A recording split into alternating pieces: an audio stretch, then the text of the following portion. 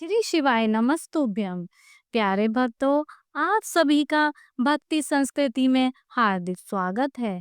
आज मैं आपको सावन तीज के विषय में बताने जा रही हूँ। यह त्योहार श्रावण मास की शुक्ल पक्ष की तृतीया को उत्तरी भारत के सब नगरों में विशेष रूप से मनाया जाता है। घर घर में झूले पड़ते हैं, नारियों के समूह गा गा कर झूला झूलती हैं। सावन में सुंदर से सुंदर पकवान, गुंजिया, घेवर, फैनी आदि बेटियों को सिंदारा भेजा जाता है। हरियाली तीज पर हरे रंग का विशेष महत्व माना जाता है, इसलिए इस दिन ज्यादातर महिलाएं हरे रंग की साड़ी और हरी चूड़ियां जरूर पहनती हैं। इसके अलावा ये रंग अखंड सौभाग्य का प्रतीक माना जाता है। ऐसे में इस शुभ दिन इस रंग के कपड़े पहनने से महिलाओं को सुहाग की लंबी आयु की प्राप्ति होती है। इस दिन महिलाएं व्रत रखती हैं और शुभ मुहूर्त में भगवान शिव और माता पार्वती की पूजा करती हैं। इसके अलावा इस दिन से जुड़ी पौराणिक कथा जरूर पढ़ती हैं।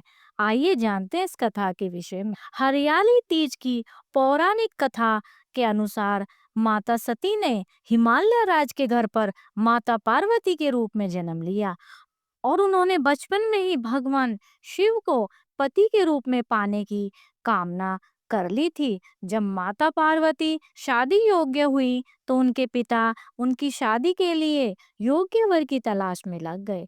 एक दिन नारद मुनि पर्वतराज हिमालय के घर गए और उन्होंने पार्वती जी के विवाह के लिए भगवान विष्णु का नाम सुझाया। हिमालय राज ने तुरंत अपनी बेटी की शादी के लिए अपनी रजामंदी दे दी। जब माता पार्वती को इस बात का पता चला तो वे बहुत चिंतित हो गईं। जिसके बाद माता पार्वती भगवान शिव को पाने के लिए एकांत जंगल में जाकर कठोर तपस्या करने लगी।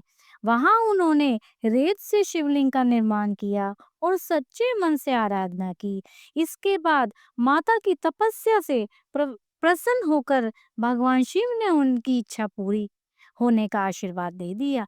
जब पर्वतराज हिमालय को अपनी बेटी के मन की बात पता चली तो उन्होंने भगवान शिव को दामाद के रूप में स्वीकार कर लिया। कहते हैं वो दिन सावन शुक्ल पक्ष की तीज का दिन था।